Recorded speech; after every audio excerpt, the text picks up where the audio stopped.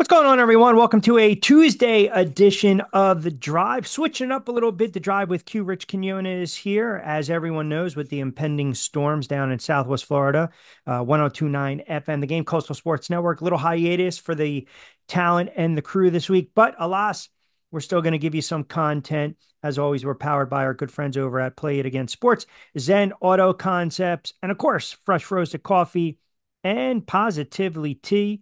As the weather cools down, you too can cool down with a fresh cold brew, iced tea, or iced coffee from our friends over at Fresh Roasted Coffee.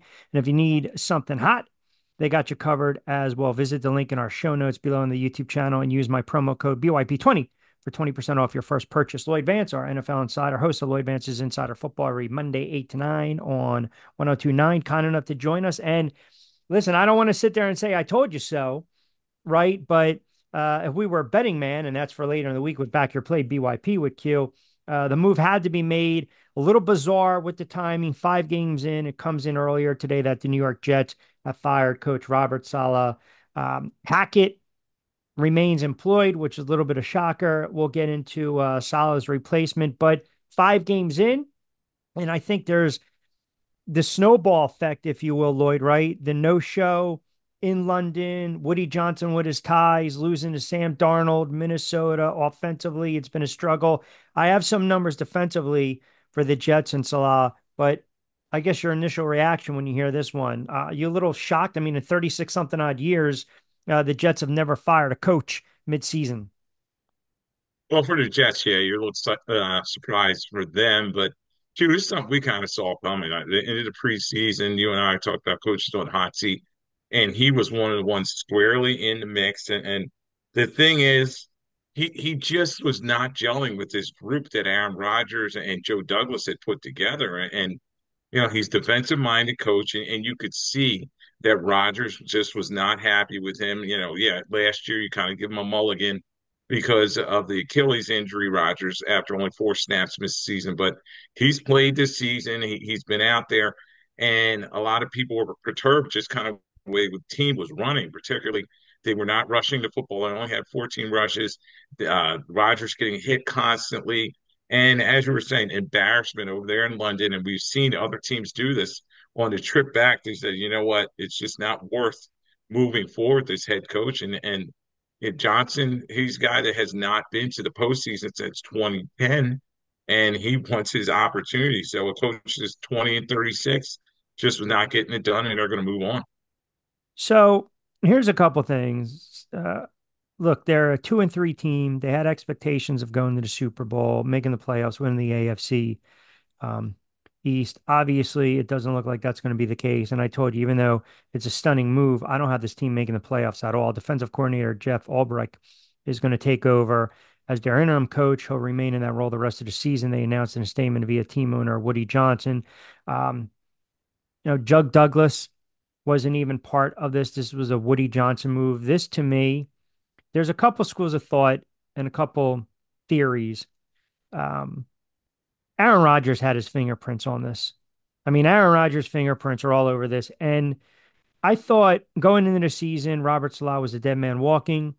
We know that the only reason they were able to make the move for Aaron Rodgers because of Hackett. There's reports that he was going about to strip or demote or take some of those play calling duties away from Hackett. Hackett is Aaron Rodgers' guy. Aaron Rodgers is Hackett's guy, vice versa. Um, I feel as though if you're going to double down on a guy in the offseason and you're saying, hey, we're running it back. We got a very good defense. Now we got a quarterback in place, albeit aging, coming off an injury, but we're doubling down on Robert Salah. He's our guy. And then you fire him 5 games into the season. I think it speaks to the chaos and the organizational failure from top to bottom that's going on with the New York Jets and their ownership and Woody Johnson to the GM Joe Douglas. If that's the case, you fire the GM, you get rid of the offensive coordinator. That's number one. Number two, I believe, this is just me now. I believe, and I mentioned it last week on the drive, I believe that Robert Salah, we knew he was a dead man walking. And I think his fate was sealed not when they lost, to Minnesota and London. I think his fate was sealed when he pretty much had to walk back to comments when him and Aaron Rodgers were kind of going at it through the media when they're talking about Aaron Rodgers and his cadence and drawing players off sides. And maybe you got to hold the tackle or the guard or the center accountable. And then Robert Salah kind of walked back those comments, right? And then you add to the little scenery on the sideline where Aaron Rodgers kind of did the hey, relax a couple weeks ago. It wasn't a fit. And I believe that compounded everything. And then you go to London, Woody Johnson in front of all his friends, and they get waxed by Minnesota in a no-show offensively. Something had to be done. So, A, do you believe Aaron Rodgers' fingerprints are all over this? And B, do you subscribe to the theory that, look, um, when you double down and you get rid of a guy 5 games in, it just shows how dysfunctional the franchise is? Yeah, Q.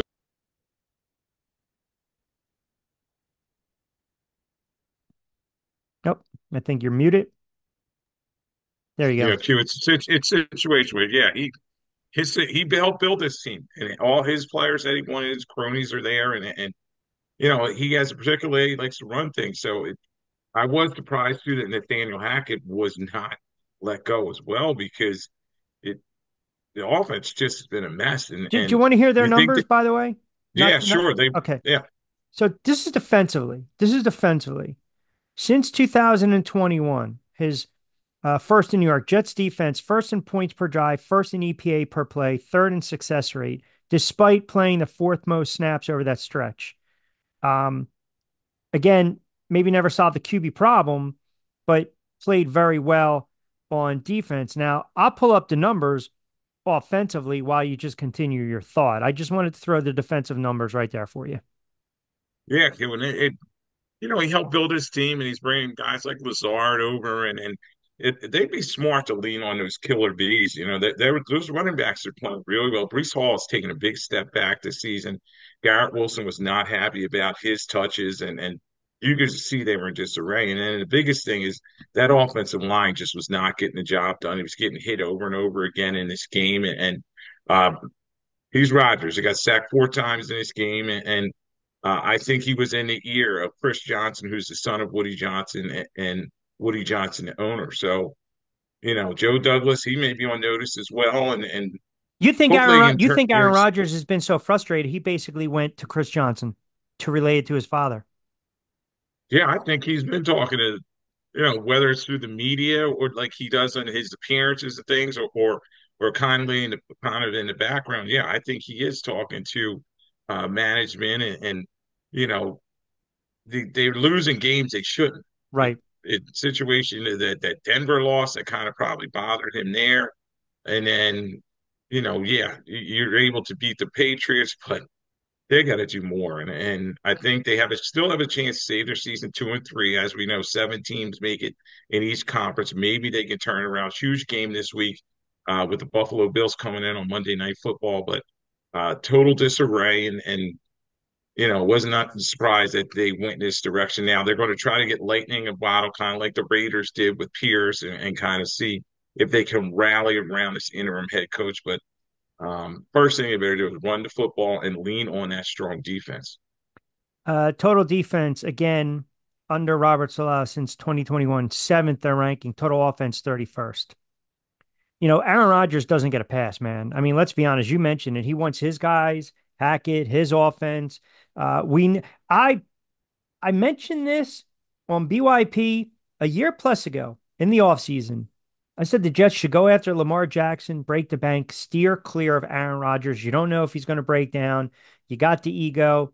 You already know what he's bringing, the baggage. He wants to do his own thing. Didn't want to show up right during the summer, the OTAs, taking trips, this and that. I'll show up when I show up.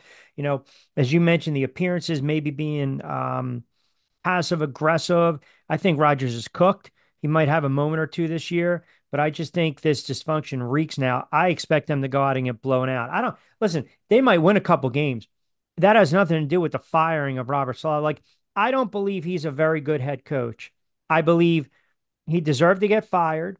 And by the way, he's going to bank some money, so don't feel bad for him. He's a hell of a defensive coordinator. But the point being is, this is where I'm not contradicting myself.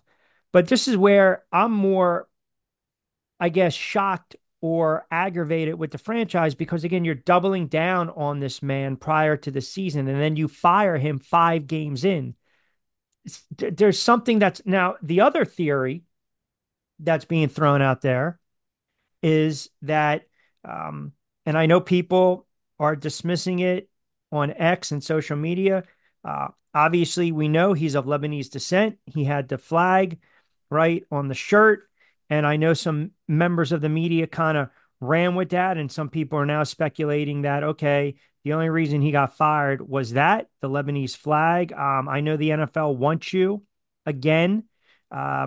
To be proud of your heritage. We know he's Lebanese, and there's articles being written that he got fired after wearing the Lebanese flag. Now we can't again, it's a controversy, marking the year anniversary and what's going on over there and whatnot. Israel strikes on Beirut and all this. I'm just throwing it out there. I know people are going to be like, what the hell are you talking about? That's absurd. I know a couple beat writers have squashed that. Then there was a report that he had to be escorted out by security, which is protocol. People are making a big deal about that. But I just, you know, more stuff will come out as it typically does. And I don't know, where there's smoke, there's fire. That's the way I look at things. Well, it's a theory. I'm not going to jump to that one. But I think the biggest thing is the football reasons at Q. And you have a team that's underachieving. Woody Johnson's come out and said he was tired of seeing his group underachieving. They put so much into that defense and that group, and bringing Rodgers in. He's 40, almost 41 years old, and the window is very small for this team. And they're trying to turn the ship around really quick, and we'll see if they're able to do it. Now they have a tough schedule. We Yeah, they talked do. about Buffalo at Pittsburgh. New England again. They have Houston at Arizona, Indianapolis. Then they finally get their bye, not until week 12. Seattle at Miami, at Jacksonville, the Rams, Buffalo, and Miami to end the season. So, a lot of divisional games in there. They've got to clean this up. I'm just not sure if they do. They got to lean though on those running backs and try to fix this thing. But ugly Fire. situation. Yeah, firing him's not going to solve the problem. They're still cooked. They're still cooked.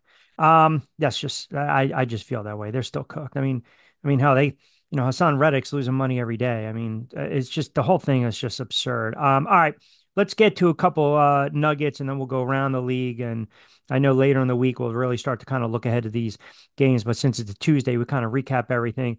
There's a couple reports. Looks like the Pats might start Drake May versus the Texans. We already know the Eagles making a move. Their big offseason acquisition, White, the linebacker, they cut him. Looks like Carr's a little banged up. Wilson participating fully with the Steelers. He might get the nod, could play Sunday. But as far as the games, we talk about some of these teams that were really desperate, right? They had to have some big time efforts. And it started with the crazy game Thursday night, Falcons, high scoring affair over Tampa Bay 36-30. We talked a little bit, obviously, about the Jets 23-17 loss against Minnesota. Minnesota's 5-0 and looking pretty good. But here are some of the games that stood out. Baltimore and Cincinnati. Um, you know, some of the inexplicable play calling, and we'll get to Buffalo in a moment, but the Ravens outscored the Bengals 41-38. They win it in overtime. Crazy game. Burrow was lighting up. Jackson was lighting up. Look, man, that was a game that Cincinnati had to have. They're 1-4 right now in the AFC North. Meanwhile, Baltimore is 3-2, and they're starting to put together. Okay, here we go. Baltimore, Cleveland's a bad team. We know what the Steelers are dealing with. All of a sudden, coming back down to reality. I feel like Baltimore's going to start to distance themselves now in that division.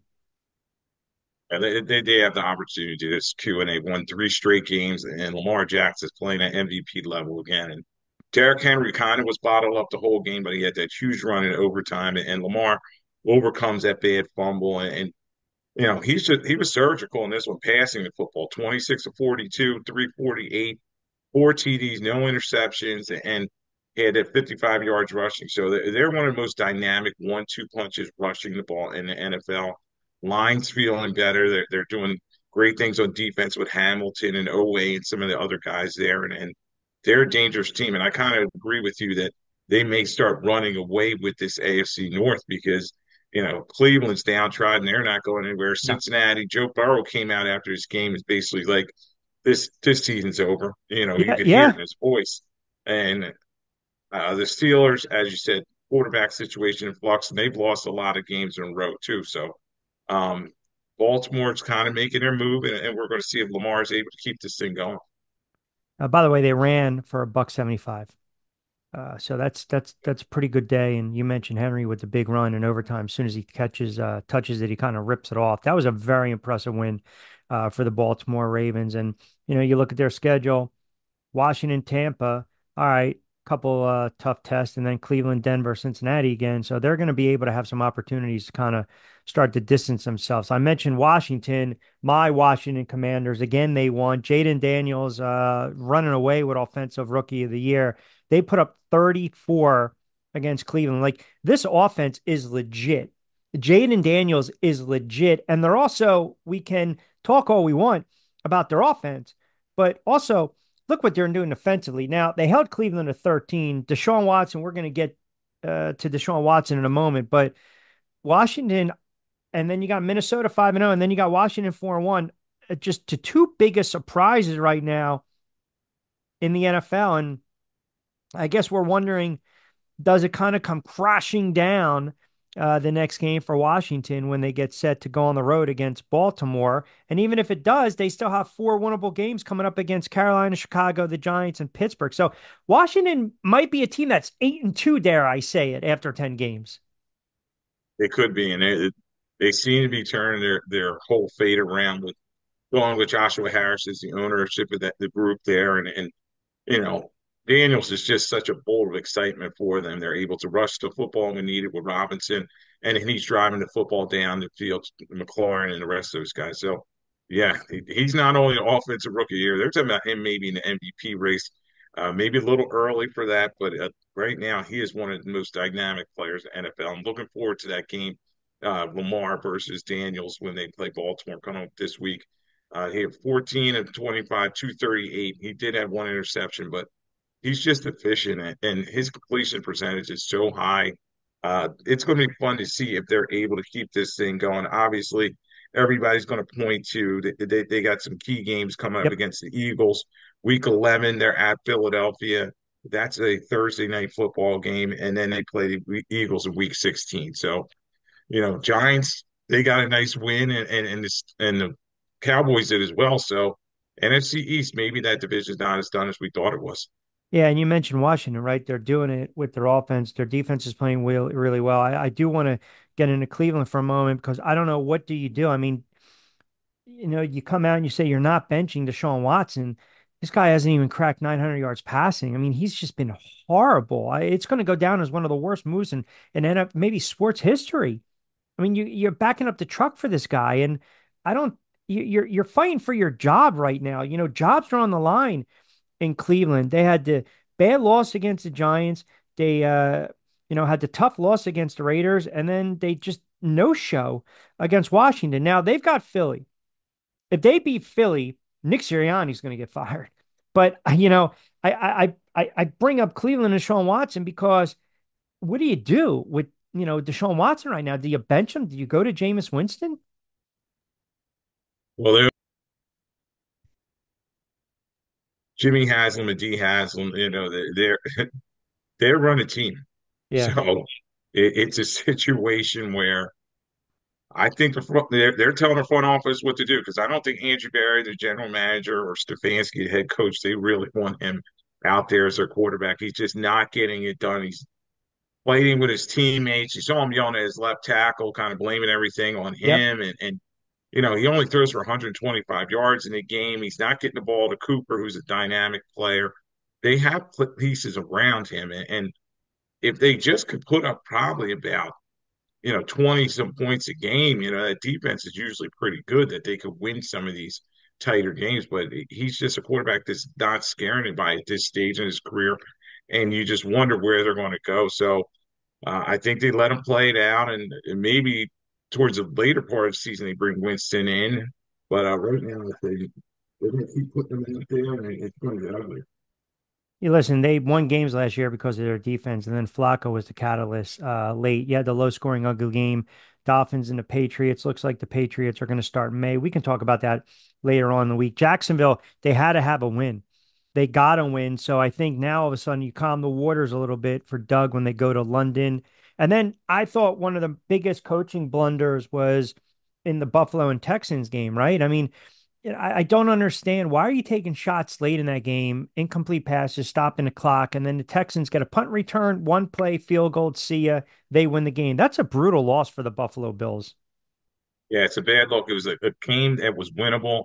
They lose only by 3 points, but Sean McDermott even kind of said, "It's on me." Those play calls where you're right, Rich. Why not take the 10-second run off on that one penalty, and then why are you throwing a football? Not twice, but three straight times. You Makes no didn't run any sense. clock off. And then you watch Stroud, who's one of the best young players down there, getting just enough field goal range because Barron, their kicker, he's ridiculous at this point. He's one of the best kickers in the game. He drilled that 59-yard to win the game. And it just shows you the good teams find a way to win these ones. And Buffalo's always said they're in that ilk and all that. And they got to figure this thing out. But that was a bad loss for Buffalo. And they're going to be on Monday night against the Jets, another must-win situation for them. They have Tennessee, they're at Seattle, Miami, at Indianapolis, and then the big game against Kansas City Chiefs in Week 11. So maybe they can get some momentum going into the Chiefs, but that was a game they needed to have. And you always want playoff seeding if you're Buffalo because you want teams to come into that cold Correct. Buffalo where they can control the narrative. Yep. No, 100%. I think some of the coaching and some of the play calling was very suspect this weekend. Then you look at, the Broncos, nice story, Bo Nix, they whitewashed the Raiders. I mean, obviously, everyone's talking about what's going to happen with Adams or not. Uh, then you got Arizona, and we picked them on Friday's show. I like them with the points outright. They're down in this game, and they allow Murray to start running wild. But again, the play calling, the one mistake by Purdy, the play calling again in that game by the 49ers, the defensive lapse, the shoddy tackling, and Arizona goes on the road, and that's probably one of their biggest wins in a long time. And they win it 24-23. Both those squads are sitting at 2-3. Now, Kyler Murray didn't do anything outstanding, but where he killed them is that he used his legs and he had 80 something yards on the ground, a lot of third down conversions, that long touchdown run, 50 something yards. And I have no idea what's going on with the 49ers right now. I don't. I mean, Purdy uncharacteristic, couple bad decisions, took a couple sacks, couple of turnovers. Is this more of give credit to Arizona or more alarming if you're a 49ers fan? A little both. Arizona is a good quality win for them. They win by 1 point. They prove they can win a game in a tight situation. But you're right, kind of the Niners. They can always say, "Oh, this guy's injured, that guy's injured," like Christian McCaffrey. But they got to find the way to win this game. And you're right, they were containing Murray for a good portion of this game. He only threw for 195 yards and had one interception, but that big run just set everything up. And Purdy uncharacteristically has two interceptions in this one. Uh, the running game for the Niners just is not there the way they needed to set everything up, and their defense is just not as efficient as it used to be. So this division is just a wacky division where they beat up on each other. We've been talking about this for a number of years. Seahawks only one game ahead of them at 3-2. I think the Niners will kind of clean this stuff up, and they have some winnable games coming up, particularly, yeah. You look at they're going to play at Seattle. That's going to be interesting. KC's going to be fun. After that, they have Dallas. Then they have their bye. So I'm not sure if they're going to get McCaffrey back at any time soon, but they got to find a way to get the ball to Ayuk, and a lot of their other playmakers are healthy. Yeah, KC didn't look like world beaters Monday night over the Saints 26-13. Cars a little banged up. Steelers, they fall to the Cowboys by 3. And then you got my Giants. How about this? Going on the road against Seattle. Daniel Jones, you know, quietly Nichols is starting to play like dimes. Like I'll give him credit, man. A couple things are starting to stand out. No Singletary, no neighbors. So what happens? You get Robinson in the mix, you get Slayton, steady Eddie as they come. Had that early drop and then absolutely just torched Seattle to the tune of, I think it was 6 or 7 for a buck 22 and a touchdown. Gorgeous thrown ball by Daniel Jones. But Daniel Jones is playing within himself, right? 260, couple touchdown passes, picking up some first downs again with his legs. He combined for almost 300 yards of total offense. But what stood out to me is the kid Tyrone Tracy Jr. was number one. Special teams late, and the fact defensively, this team's leading the league in sacks. Go figure. And everyone, including myself, was saying their defense is going to take a step back with no Wink Martindale. But you had the Simmons block on the field goal, the return for a touchdown. Giants don't win games like that, but to go on the road in a hostile environment and beat Seattle outright, and they dominated that game, by the way. They dominated that game. You had a fluky play that the refs missed when Gray broke the goal line and they run it back 101 yards. That only happens to the Giants, right, on that fumble return. But, a much needed win. They're 2-3. Um, I'm not going to sit here and say they're going to go on a little bit of a run because they got Cincinnati, the Eagles, and Pittsburgh coming up. But hell, if they win 2 out of 3 and they're sitting at, a 4-4 after 8, I think Giant fans would sign up for that. Yeah, Q, it's a good win for him. And Tracy, 18 rushes for 129. He was very efficient. Daniel Jones, no interceptions, but two touchdowns.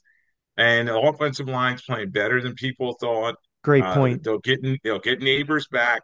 He had the concussion, but I think he'll play well when he gets it back. And that defensive line, led by Burns and the rest of them, and Thibodeau, they're getting after people. So, it's a crazy division, and they're in the mix. They're only a game behind, half a game behind the Eagles. So you Hey, just don't just don't get know get what's get the going to happen. Halloween, get the Halloween, and have them be 500. Before we Yeah. start talking the other nine cents. No, it is a good win for them. I give them a lot of credit. And listen, it was never anything personal with Daniel Jones. He's just frustrating. He's an enigma, but he's playing the best football probably since a couple years ago when they went on the run. They beat Minnesota in the playoffs the last several games, and he's shown a lot of confidence. They're going to open it up a little more, and that's all you can ask for. And as you mentioned, the defense is really starting to make some nice plays, and guys that got called out stepped up, i.e., Banks. I did want to ask you. We mentioned the Cowboys got the win. Obviously, the Chiefs didn't look like world beaters. The Eagles had the Browns this weekend. Are you surprised of the move that they made to cut White, who didn't even sniff a snap? I mean, you're talking about a young kid, Pro Bowl kid, all pro, and just like that. I mean, they signed him, and listen. The expectation was he was going to play, he was going to contribute. Nothing. Yeah, we have Zach Bond who really stepped up, and they saw okay early on that Bond could get the job done, and they also drafted Jeremiah Trotter Jr. They bring White in on a 1 year, make good contract, and the Bucks had kind of stepped away from him at the end of last season. He didn't really even play much in that playoff win over the Eagles, so the Eagles brought him in kind of on the flyer, and then I think his attitude kind of sullied when he did not get the starting job, and he said some things may not have been the best in the locker room, and they finally said, you know what, enough, now step away from him. But that defense, particularly on the back end, they got to play better. Darius Slay and some of the guys in the back got to play better, and they're getting back Lane Johnson, Smith, AJ Brown. They all practiced today, so they should have them all back for Cleveland. I expect them to get right after their bye and kind of refresh. So we'll see how the Eagles do. But this is they can't have letdown against Cleveland because at the Giants, at Cincinnati, they have Jacksonville, at Dallas. So three of the next four on the road, and they got to make sure they take care of their business. Yeah, both parties came to an agreement. According to leak sources, the team would release him now before the trade deadline, when he would be subject to waivers while he's agreed to terms that could provide Philadelphia some savings. And you brought up a really good point.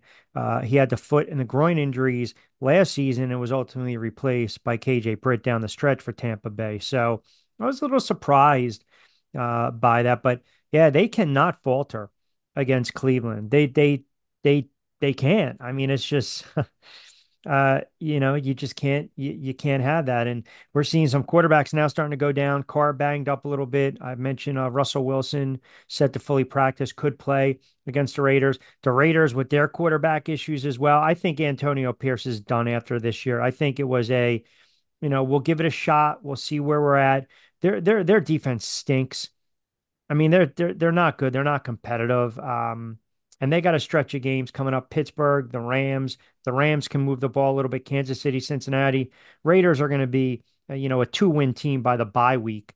But with that being said, all right, let's get to the game balls and lackeys. So let me see. Um, let's start with the good. The game ball, well, you kind of showed your hand a little bit. I'm going to go Lamar Jackson. Yeah, I definitely went with him. He was just spectacular in this game. He's only sacked once, and he could have got down at certain points of this game. Particularly, you saw that drop snap, and he's rolling out, and he did an incredible thing. He stiffs arms guy, and then he throws a TD to Likely. It was an incredible play, and it just showed you that he had a lot of grit in this game. As I said earlier, 348 yards passing, four TDs, no interceptions, 55 yards rushing, and a huge comeback win on the road that kind of said, okay, the Ravens are back in the driver's seat in this division. So I definitely gave him the game ball. Lackey. Well, since Robert Salah just came down today, I don't believe you're going to give it to Aaron Rodgers and or the Jets, right? Because you usually post it. And I don't believe you gave it to a unit. I think you're going to give it to a quarterback. Am I correct? Yes, but you named him already. Deshaun Watson. No, it's Aaron Rodgers, and Oh, I just gave it to him as an organization. It was very foreshadowing to, I'd given it to Salah, I guess, a couple weeks ago, because this unit just was in total disarray, and Rodgers was exhibiting this over in London. He has three picks, including the pick six of Van Ginkel. Yes, he was sacked four times, pressured 14 times, and he's 41, almost 41. He can't move around, and you just saw he was in disarray. And I gave it to him, but he can share it with Nathaniel Hackett and Salah, who's now at the door. yeah. I mean, it's like I said, there's going to be a lot more stuff coming out because a lot of times they pick the guy while they're trying to bury him in the same time. But 5 games in, monster news coming down in the NFL, and we broke it down for you right here on a Tuesday edition of The Drive with Q, Rich Quinones, Sports Radio 1029 FM, the Game Coastal Sports Network. Don't forget, we're always active on our YouTube channel, Rich Q on Q, and check out the savings for the fresh roasted coffee as well in the show notes. He, of course, is Lloyd Vance. He'll join me later in the week when we break down week 6 from a gambling perspective and preview the games on BYP. You can give him a follow on social media and tune in every Monday night, 8 to 9 on SR 1029 FM, the game, Lloyd Vance's Insider Football. All right, my friend. I appreciate it as always. And I guess Black Friday turns into a Black Tuesday for the New York Jets and Robert Salah, something that we've talked about now for the last 2 seasons. And never want to see a guy get fired, but the first shoe to drop in what we probably believe will be about 4 or 5 other coaches to kind of follow suit. But we'll talk a lot more of the gambling and the betting perspective later on in the week, but appreciate you jumping on board for a couple moments. Shoot, talk to you later.